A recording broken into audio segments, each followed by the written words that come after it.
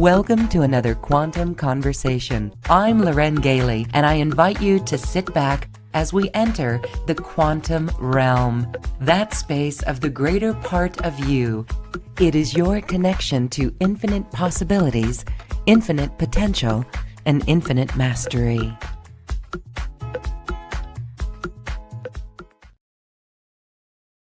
Welcome to this quantum conversation. We are talking about ancient Egypt. And today we're going to learn about Sekhmet and how you can unleash your inner Sekhmet. My guest today is Danielle Rama Hoffman, who is a channel of Thoth, the ancient Egyptian scribe. And we are here to learn about Egypt and the wonders and what it means in our life today. Hi, Danielle. Thank you for being here. Welcome. Hi everyone. Thank you so much for having me back. It's always a joy to be here in this beautiful community that you create.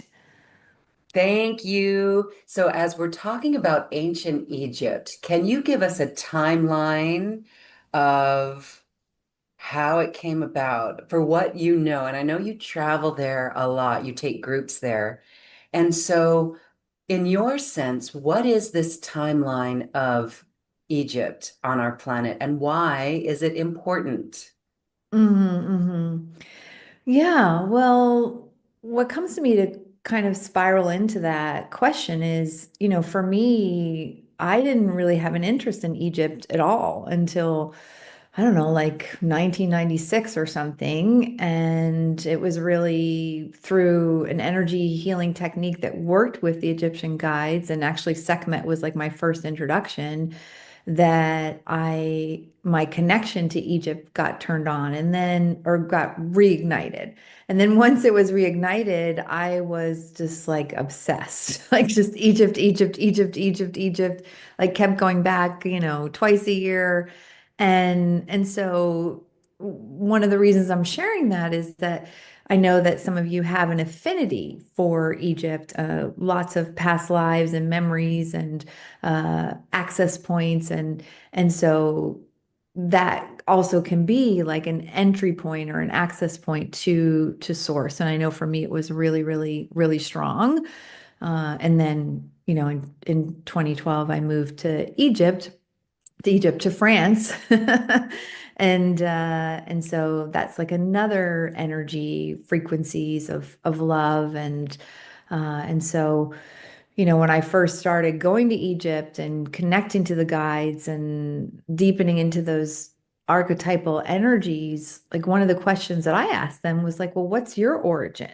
Because you can just see so many repeating factors from like the myths of Egypt or like Osiris and the Immaculate Conception of Horus. Then you see it in religion, like with the Immaculate Conception of Jesus. And so there was that part of me that's like, well, what's even, what's before you? What's before you guides? What's that ancient Egypt connection? So to me, it's important because it relates to an access point of consciousness where there was a lot of higher wisdom that came in that we have affinities to, or some of us have affinities to.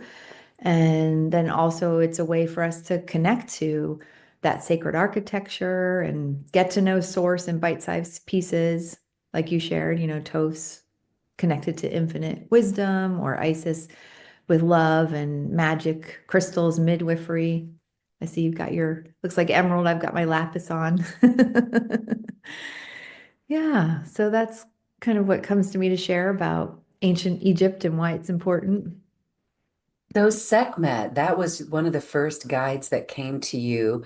Tell us about Sekhmet because I know, like, just saying that name activates people. Maybe not all, but that, I mean, I can feel that vibration right there. Who is Sekhmet? A lion goddess. What do you know Mhm. about her? Yeah.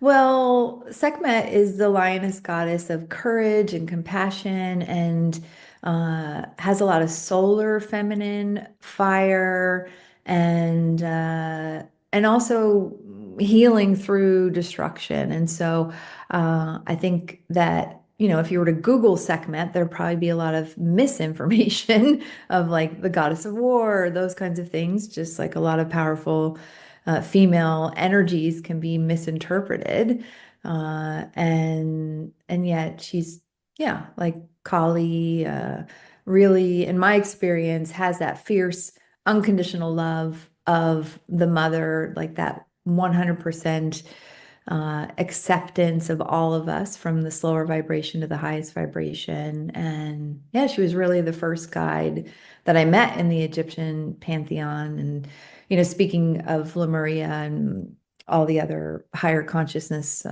times as well, that we may connect to like fifth dimensional feline energy, or having a connection to felines. Like in this lifetime, I have 10 cats. Only three live inside, seven live outside. But again, like what's coming through so far and what we've shared is just recognizing that we have certain affinities. So it may be Egypt, it may be the lioness energy, the goddess energy. But one of the things I love about Sekhmet is like the lioness. She can help us hunt down or stalk down original thought forms behind imbalances, as well as like gifts in past lives, as well as really, owning our inner power because she has a lot of confidence. Like, when I first started back in the day, where I would feel nervous about speaking on a stage with 200 people or whatever, my book coming out, and just like having Sekhmet with me just really helped buoy that confidence as well. So that's a little bit about Sekhmet.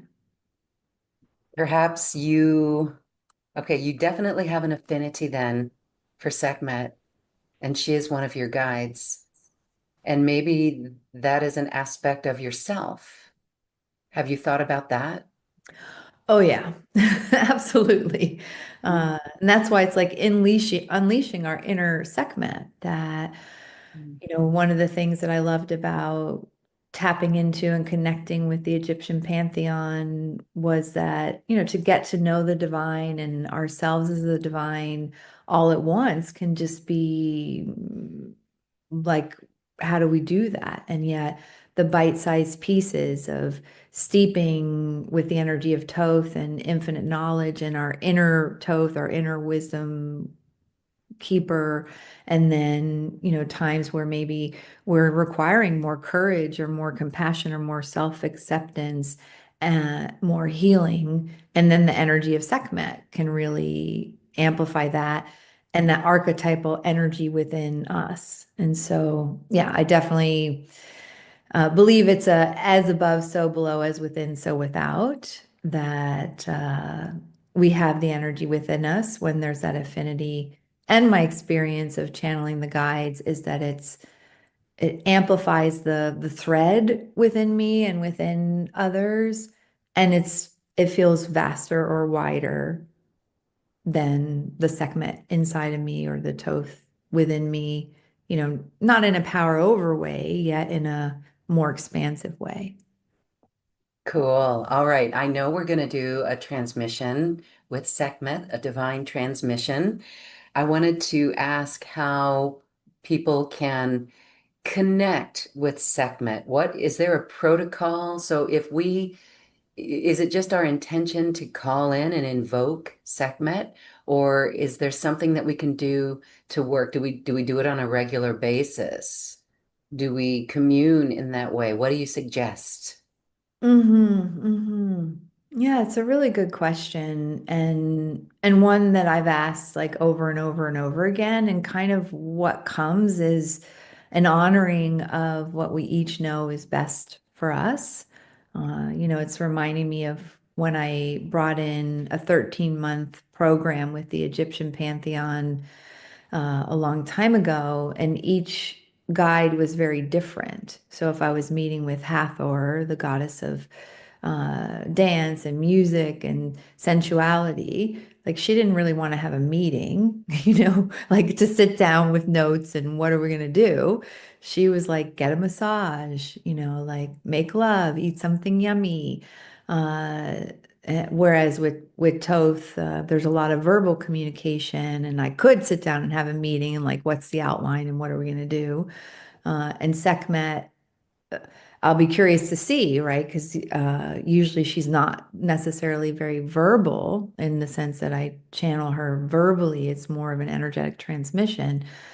So all that is to say is that it's also recognizing the type of energy that we're connecting to. And as Sekhmet has a healing energy, or there's like an action, or, sometimes like we're going to do something with Sekhmet is kind of when I would seek her out of like, I'd love more compassion, or I want to stalk down an original thought form. Like there's a power and action, so that's something to keep in mind as well in terms of a protocol, is matching how we might want to connect with the energy of the guide, and having a particular purpose. One of the things that I think is overlooked uh, is that it's a partnership, it's a co-creation, and that we're leading the process and we're giving feedback. And if something's working or not working, we can say like, we're the ones in the body. So can be asking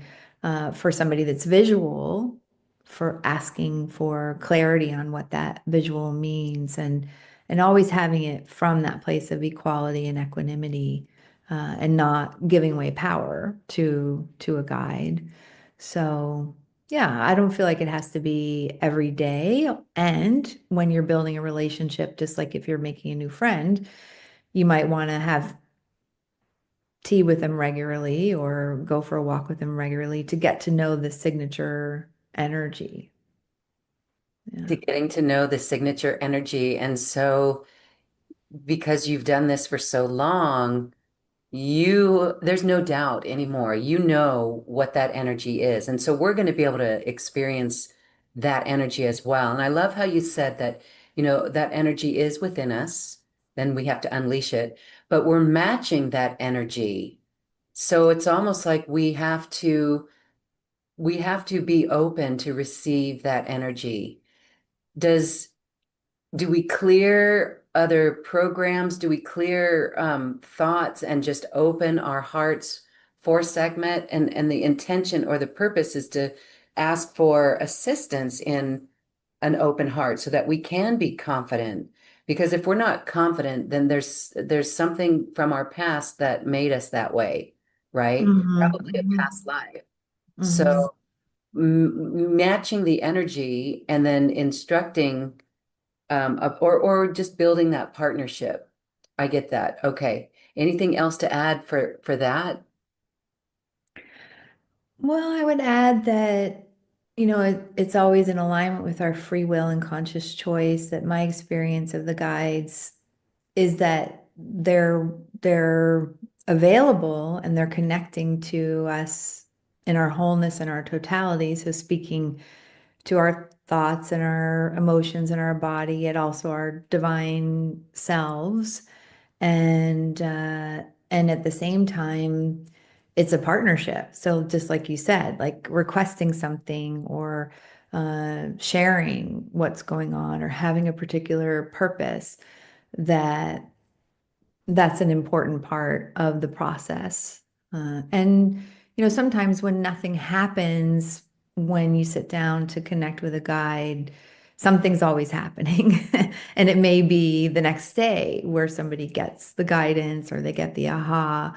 Um, so that's also something to keep in mind, is I'm tuning into kind of what are the questions in the group field here. And that's one of the questions of like, well, how do I know this is real? Or what if I didn't get anything? Am I just making it up? That's a lot of what I am hearing in the field. And so that can be really recognizing that something is always happening. It just may not be in that exact moment. And that's a time where you say, hey, I'm not getting anything. Can you show me a word or a picture or a symbol? Or can we try this a different way? That's interaction. Another reason why you may not be consciously getting anything is like when I first started hanging out with the guides, I'd ask everything. I'd be like, Toth, what color should I paint my bathroom? Toth's like, what color do you want to paint your bathroom? Like, yes, we can have our guidance and our guides on speed dial, and yet we're sovereign co-creator beings. And sometimes when we don't get a response, it's really because that's ours to do. And so I do feel like that's a paradigm shift. There's a lot of overlays and distortions from my experience of partnering with guides and folks giving away their power. And really, it is that eye to eye, peer to peer, divine to divine that works the best. Thank you for clarifying that because we do hear that. Some people occasionally say, I don't hear my guides. Like, where did they go? And so what you're saying is that maybe they're stepping back so that it's for us to step in and up to answer our own questions or to have that wisdom come through us. So that's wonderful that we can explore it that way. And then it really comes down to just trusting so much in this connection that you know it's there, that it's not just make believe. So that's really important because many of us could just throw our hands up and say, it didn't work. It's not working. My connection's not there. So thank you for that response because it will show up in some form or another. And so re-asking the questions, re-asking the questions, asking for signs. When you've done that and you've asked for a sign, is there anything that sticks out that's like, wow, that was really cool. And now I know beyond the shadow of a doubt that this is absolutely real. Did you ever experience something trippy like that or, off the charts like that? Yeah, I feel like my trippiest experience would probably be when I was in Egypt, like the first or the second time.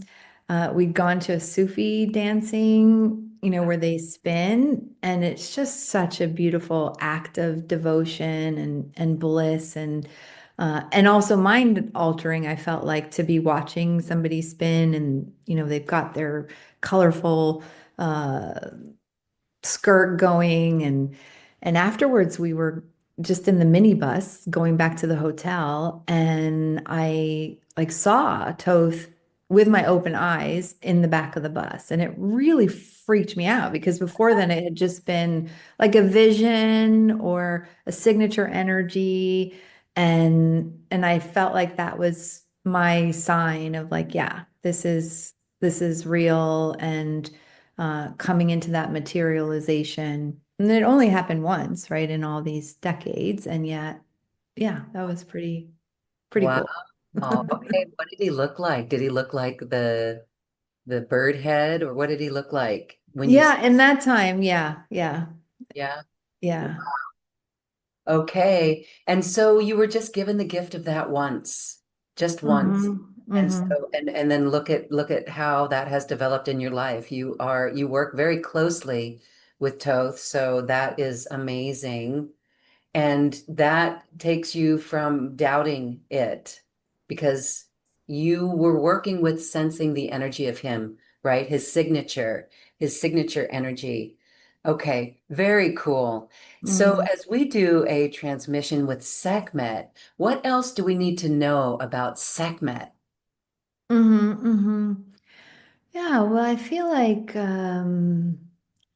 what's important to share is that the ascended masters, the guides can take different forms. Just like you asked me, like what form was Thoth in, and so Sekhmet may be in the lioness form, where there may be a really gentle experience of meeting her, like a cub and playing and uh, yeah, taking a nap, that kind of energy.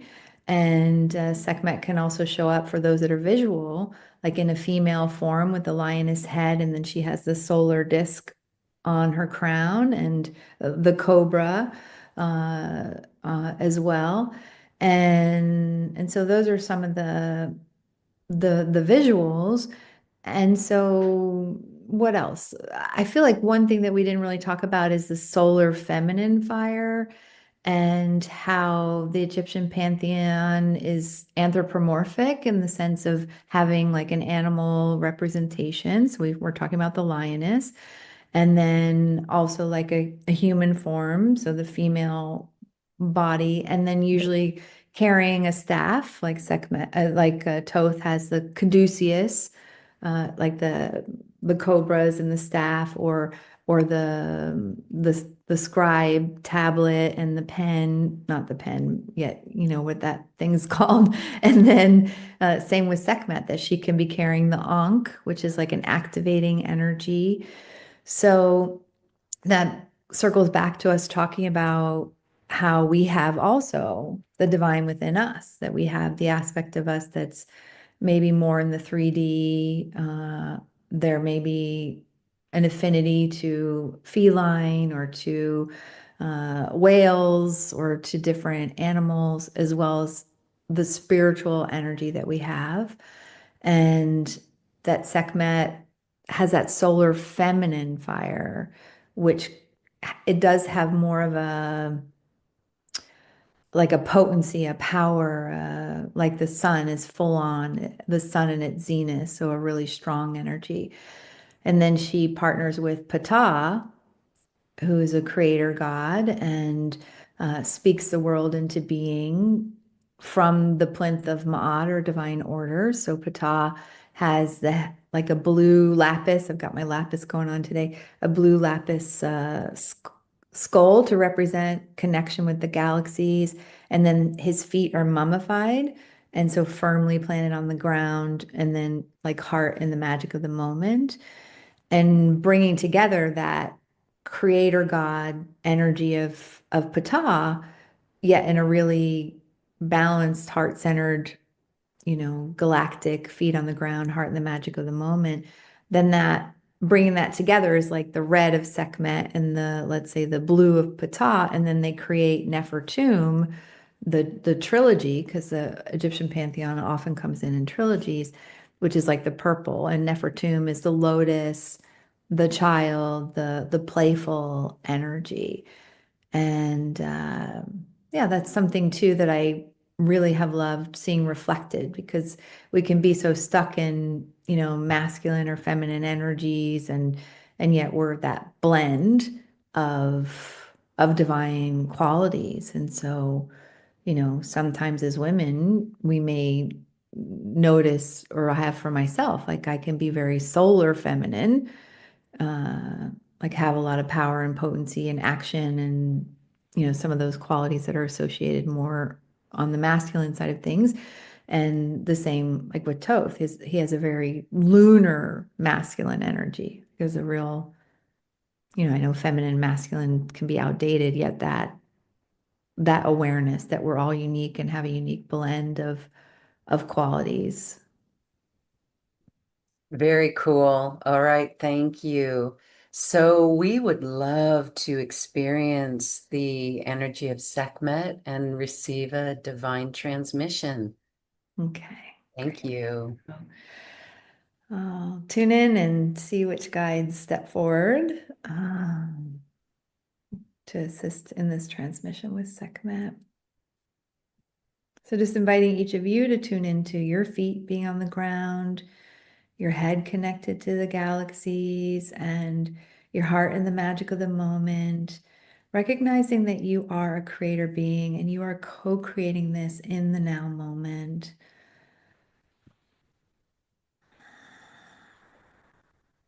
And just allowing your focus to bubble up. What's your intention, your choice? Are you asking for courage, compassion, to access past life gifts and talents, or to slough off something that isn't aligned anymore?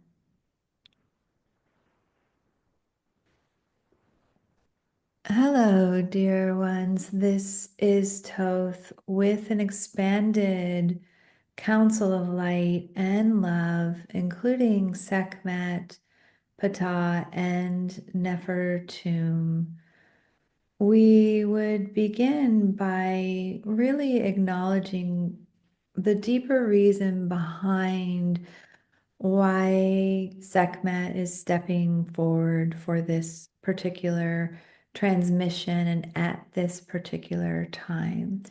For there is a very deep laser energy that Sekhmet brings that can assist in discernment, that can assist in sovereignty, that can assist in really unleashing your potency and your empowerment that especially at this juncture, at this time on the Earth star, and at this time, especially for those on a higher consciousness path that have past lives of that spiritual potency, being persecuted, or a height of a lifetime where then there was a fall, as the series is connected to ancient Egypt and Lemuria, Atlantis, that there can be a unconscious pushing away of your power and your potency, and especially your spiritual power and potency, as well as an even deeper amplification or desire to have an increased clarity, confidence, courage. It takes courage now more than ever to be in your sovereignty, to forge your own path, and to shift from, and we know it's not one size fits all, yet there can be a hanging back or a holding back or a fear of being seen for some individuals. Or there can be an over responsibility and over giving, taking on in a very porous way others' energies.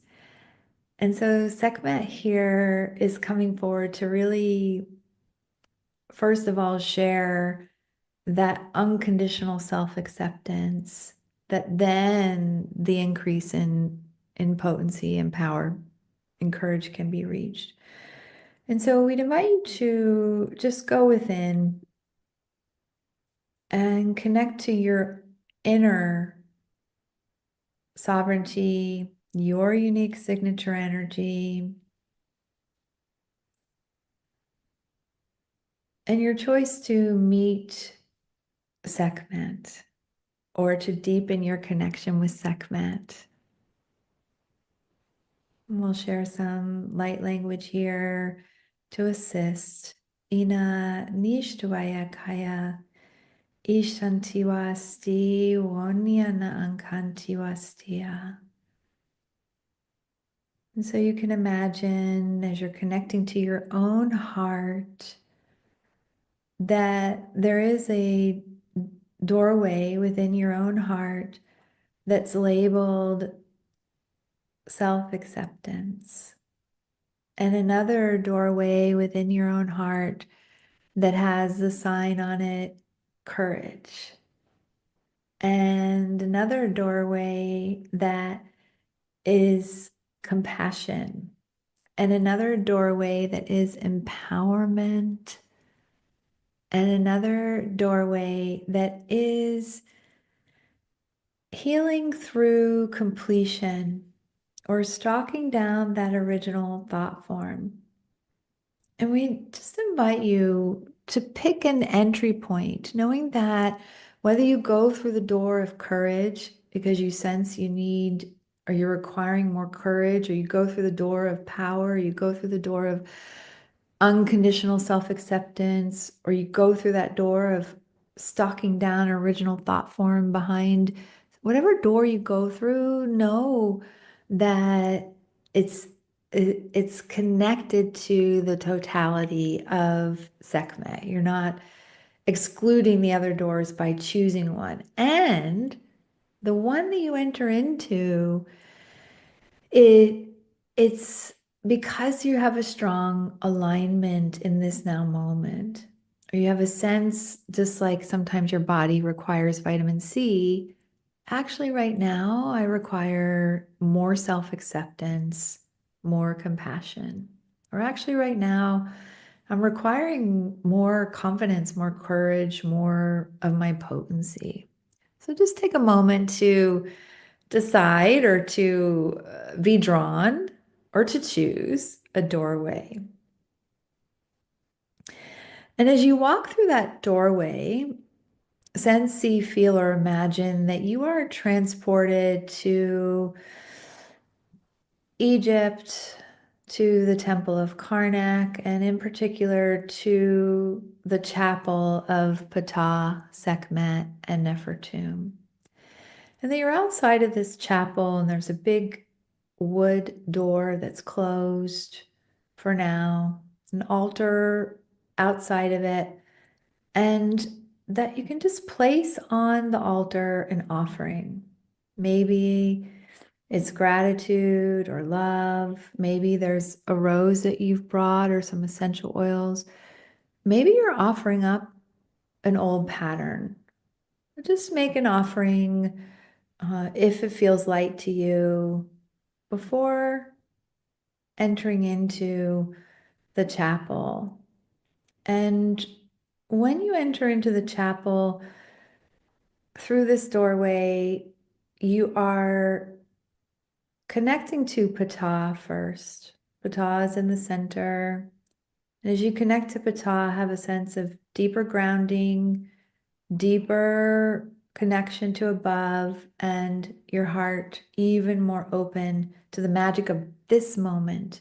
You're creating this moment. And the message that Ptah has to share here now is a willingness to descend, to embody, to ground, to integrate. There's a lot of rushing that can happen when you're on a path of higher consciousness to want to rush to higher and higher and higher and higher and higher and higher states of consciousness without fully embodying them. And so the message that Ptah is sharing is when you slow down, when you ground, when you descend that higher consciousness, when you embody it, then it's natural for you to step into that next level of higher consciousness. Just taking another moment with Ptah and yourself as a creator being who speaks your world into being. Noticing that there may be a little bit of a realignment with how you talk about yourself and an update to the most current version of you, that you're speaking about yourself as who you are now, not an earlier version of you. And you start to hear Sekhmet's calling you. Maybe she is playing a drum, and that drum is like the heartbeat calling you. Maybe she's purring and you hear her purr. Maybe she's growling because she's growling at that original thought form that is dampening your power. She's ready to hunt it down.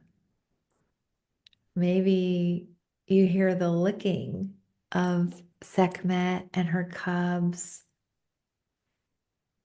Have a sense of Sekhmet calling you and then entering into this chamber to the right of Ptah's chamber. And when you step in, you're in the presence of Sekhmet. You're in the presence of Sekhmet in her origin. She's in her right relationship, in the place where she's been If you've been to Egypt or you've seen her statue at the Temple of Karnak, it's been there for 1,000+ years. And as you're in her presence, you have a sense of connecting to being in right relationship with you,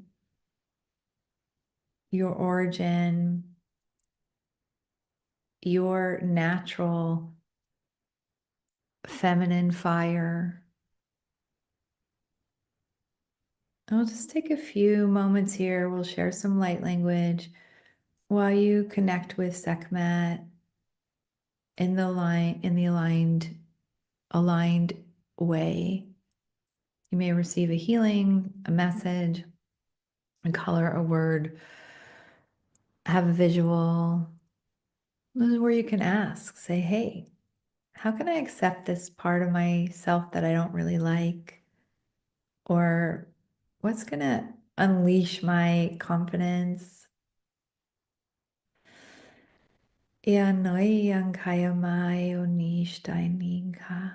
No miashtiwasti, oshtiwastia. You are safe. Umi akayakoshtiwastia. We, the Sekhmet felines, see you. Om Yashtiwa Kaya Koshtiwasti. We broadcast unconditional self-acceptance. Oi Akayaning Kantiwasti. Ayonom Yankantiwasti. Oi Ayom Yankanti. Ushtiwasti Amai Onia Kaya Koshtiwa. Ayaning Kanti Wastia. Your heart is beating Ushtiwastia Kaya to the drum beat of the Divine Mother Ushtiwayang Kantiwasti.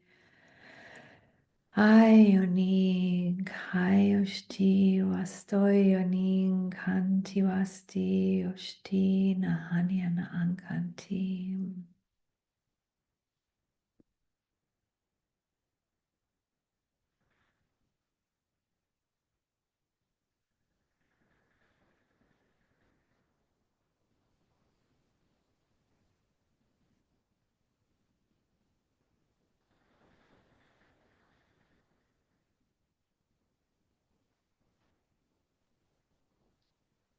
All that you are is beautiful. From our eyes, we invite you to see yourself as we see you, to accept yourself as we accept you.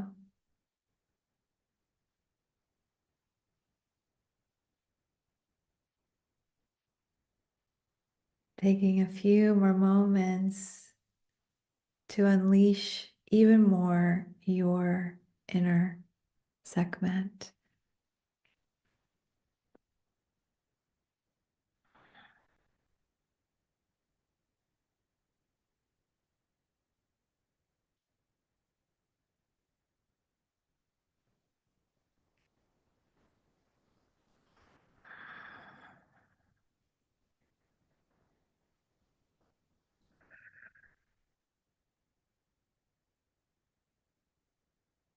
And thinking Sekhmet and knowing that you can return again, walking out of this chamber past Ptah into the chamber of Nefertum, the lotus flower, the divine child, the energy of play and lightness, receiving an infusion of relaxation, of fun, of joy, of lightness.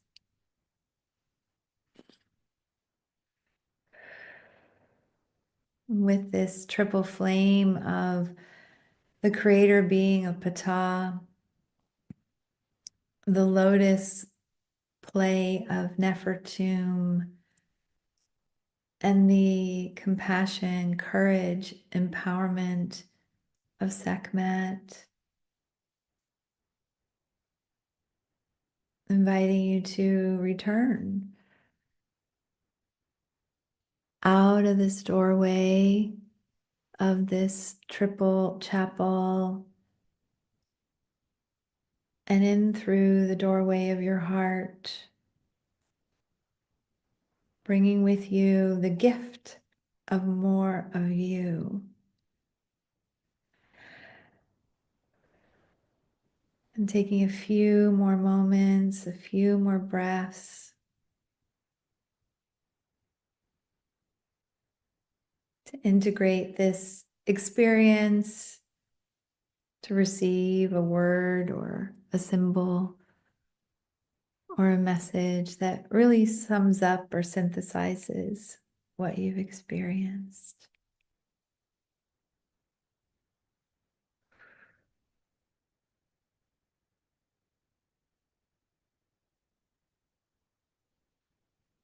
Good. And then as you're ready, again, feeling your feet on the floor, if your feet are on the floor, or your body on the chair or the couch or the ground, and maybe stretching or rubbing your palms together. And at that perfect time for you, opening your eyes and coming back. Mm, Thank you. And so we're, yes, open for any questions or reflections. Thank you. That was palpable. And I'm hoping and trusting that everyone receiving this transmission felt the same palpability that I did in the beginning, going through the door. That was so beautiful. And, I know there's all those different doors, but the first one, self-acceptance, that was huge. I felt like crying. And so for me, that knows that that shows me that I was fully in my heart there. So that was wonderful. Thank you. Thank you. Thank you. And the final message for me was be bold in love, be bold on the path of love. Love, everything is through love. So that was beautiful. Thank you. Mm. And I felt Sekhmet within me as well. And I recognize it as something I've felt before. So, like as you were sharing before this transmission, that you feel that felineness of yourself, that was really cool. So, I'm trusting that everyone felt something similar no matter what door they went through. And growling at the original thought. I did feel that. And it was a disempowering thought, and it's all that we give ourself. And I felt that it was from a past life, Mm. definitely in connection with Lemuria for me personally. So, wow, that was healing in its subtle, subtle ways. Thank Mm. you. Yeah. Mhm. Our pleasure. And what we would also share, what we were noticing in the field was that the self-acceptance, you weren't the only one that went through that door. There were many of you that went through that door, and in the essentialness of the shift, there was like a dropping into the solar feminine fire of a friction around, and the frictions were different. Like the friction may have been around, can I be this bold or this visible, or what if somebody doesn't like me, or a subtle draining energy of feeling like you need to prove yourself, or that there's that fear of getting it wrong that can originate from Lemuria or Atlantis or ancient Egypt as well. And so we just invite you to recognize that regardless of if you saw something or heard something or felt something or knew something or not, that what we would summarize was a reabsorption or a energy isn't destroyed. So that's why healing through destruction doesn't really resonate. And like a transmutation of the energy of resisting who it is that you are in some way. That each of you at different times have had some subtle resistance or a lack of acceptance of who Mm. you are in your purity, in your naturalness and your innocence. And that's also why the energy of Nefertum was so beautiful to complete with, was there is that return to who it is that you are in this lifetime and the wider signature energy that you be throughout all lifetimes. And so we're starting to step aside, and as always, such a joy to connect and extending much love and appreciation for your contribution to the elevation of consciousness. All is light and love, and we are all. Hmm.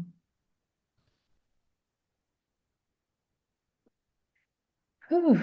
Yeah, so Danielle moving more to the forefront. I also love that going through the different doorways of the heart because it felt like such a beautiful visual as well for how we're multifaceted and how the guides also model that, or the ascended masters also model the multifacetedness of yeah, like the different energies that Sekhmet carries of self-acceptance, or there may be that really powerful aspect of her.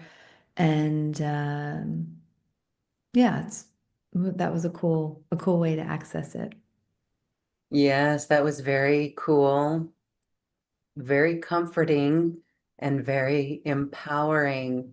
Really feeling the shift, and I'm sensing that those watching and listening are feeling a similar shift within, and it feels so good. Definitely an uplift, definitely an uplift. Wonderful. Thank you, Danielle. It's always so wonderful. And you've changed us. You have. You've made us stronger at tuning in this way and connecting in this way. And the creation that we come up with from this is our unique creation.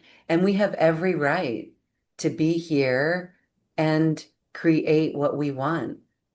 And so that again, it's just this, maybe it was this original thought of getting it wrong, as the team mentioned. It was like, yeah, that really, that's a big one.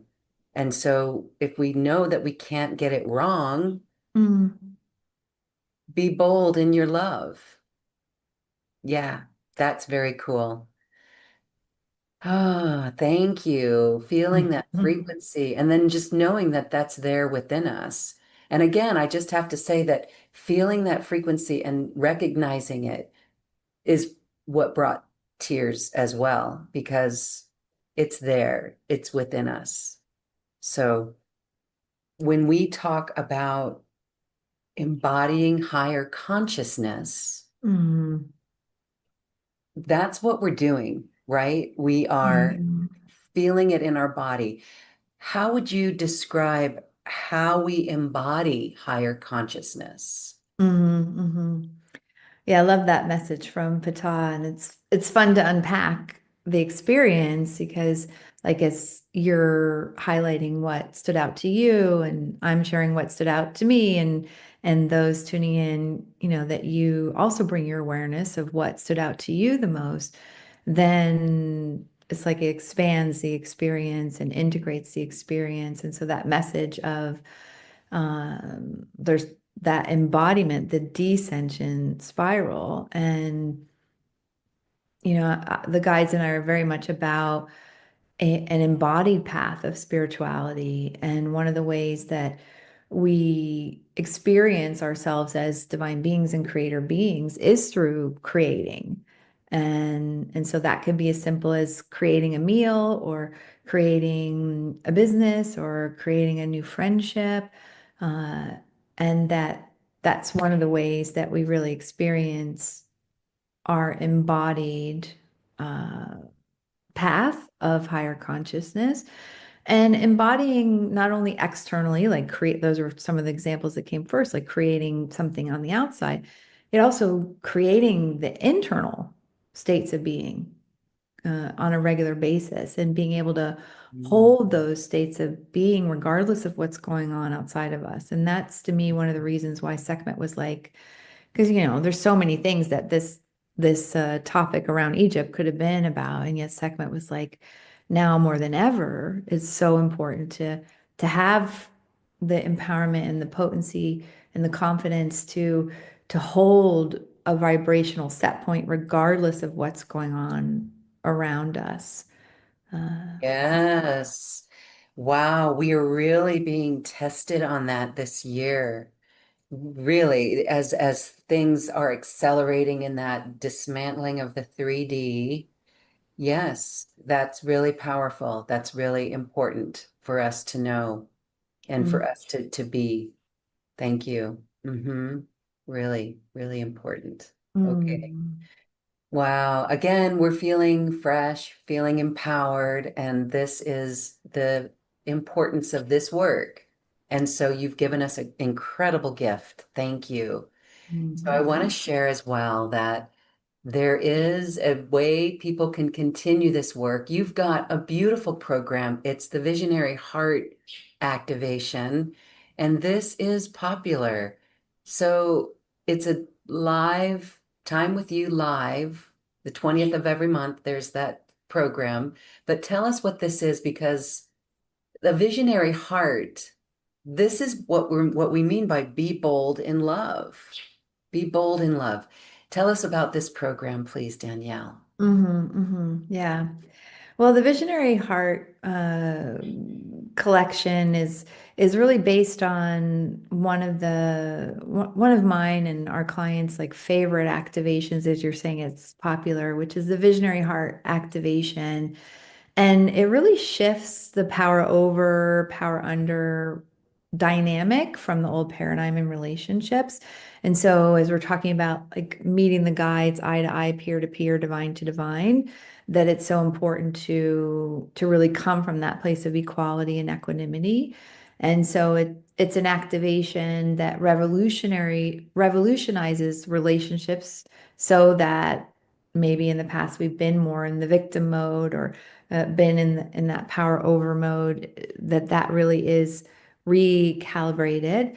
And visionary is we're visionaries and we've come in with a vision. And so really helps activate that vision and the mission that we carry, and also creating it from the level of the heart. So it includes an activation of the visionary heart, and then like a cornucopia. There's Mhm. some an excerpt from the book, The Temples of Light, the Egypt book. There's different meditations to assist. And then it also includes a live ticket to our monthly Ascended Master play date, which is where the guides channel more deeply into the teachings that they've shared in the books and the card deck, and also brings in new teachings and a way for us to be in community together. And yeah, and we're offering it at like a crazy investment. Like I've never had it this at this Wow. level before, and yet I was really feeling guided to have it be at an investment level, uh, that it can be an easier yes for those that it's aligned to join us. So yeah, that's a little bit about it. Thank you. Thank you for the generosity of that. Really. This is, I would say it's one of your flagship programs. So thank you. Mhm. And I love the play date with the Ascended Masters. And that is a good place where people can ask questions, right? They can bring their most pressing questions for the Ascended Masters and receive guidance that way. So I love it. It's an immediate activation, it's immediate access to that activation. So get busy and work with that. It's so beautiful. I love everything in this package. Really is beautiful. So thank you. Thank you. Thank you. And for those wishing to purchase it, you can scroll down on this page that you're watching or access the link in the description and check it out. It really is a beautiful program. Thank you. All right. Excited. Danielle, thank you so much. And I thank Toth and Sekhmet and Ptah and Yeah, Neferum, Nefertum, you're welcome. You're Nefertum. welcome. And I did want to mention that we are Oh, going to Egypt, October 22nd through November 3rd, 2025. And we have a few spots open for that. So if anyone wants to find out, they can go to daniellehoffman.com/Egypt. And yay. yeah, we'll Wow. find Okay. that. So go to Egypt if it calls your heart. Join Danielle. It'll be beautiful. Oh my goodness. How Mm. many people usually join you on these trips? Yeah, well, we like to keep it intimate because we have a private sailing yacht as our kind of temple down the Nile. And so it can be like 15, 20 max. Yeah. And then we have private visits at the Sphinx and the Great Pyramid and at Isis's temple. So it's really an amazing journey. I think it's like our 15th time going. Wow, I was going to ask, how many times have you been there? So you know it very well. You know it extremely well. Yeah, it's Yeah. a fun playground. It feels big, like to walk into a temple and be able to do ceremonies in the temples is just uh, always in my top five experiences in this lifetime. And so you're activated when you're there, right? Mhm. Do you come home different? Do you come home empowered? Do you come home like bolstered? You're just like, rah, right? It's like you Yeah, are energized because yeah. you're with the beings. What are your dreams like when you're there? Yeah, it's amazing. I always feel like Egypt, we're called back for different reasons, like sometimes to complete initiations that we might not have finished in past lives, or it can be to like our personal journey to fall back in love with ourselves, or Mm. to get clarity on a next step. And yet to be there in person, like to have our bodies there, it does often unlock uh, those capacities that we've had and a closer connection to the guides. And so it's deeply transformational. Sometimes the dreams can be like working out subconscious stuff or past life stuff. Sometimes the dreams can be really dreamy and fun. And yet, yeah, it's definitely a journey of lifetimes. Wow, it sounds wonderful. Thank you for that. Those trips on the spiritual level are so profound and absolutely upgrading and life-changing. Mhm. So thank you for traveling on the planet like that and taking so many hearts who resonate with it to activate in that way. So cool. Thank you, Danielle. All right. As we say goodbye, I want to thank you and I want to give you a moment for final thoughts. Yeah, final thoughts. Be you and only you, and create from love. Be you and only you. I can feel the richness and that authenticity that's tying into the transmission from Sekhmet today. Mhm. Thank you. Thank you, Danielle Hoffman, and thank you everyone for watching us. This shift today has uplifted our planet, and you are part of that. Thank you for that inner work. Thank you, everyone. Thank you, Danielle. Namaste. Bye. This has been a presentation of New Earth One Network, your home for New Earth living. Access information, education, and videos on living from the heart in unity consciousness. Visit newearth1.com.